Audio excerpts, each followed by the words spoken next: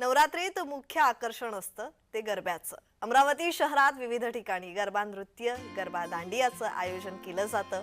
नवरात्र उत्सवाच्या गरब्यामध्ये माजी खासदार नवनीत राणा यांनी तरुणींसोबत गरबा खेळण्याचा आनंद लुटलाय। खासदार नवनीत राणा यांनी देवी माचं दर्शन घेऊन भाविकांसोबत नृत्य केलंय।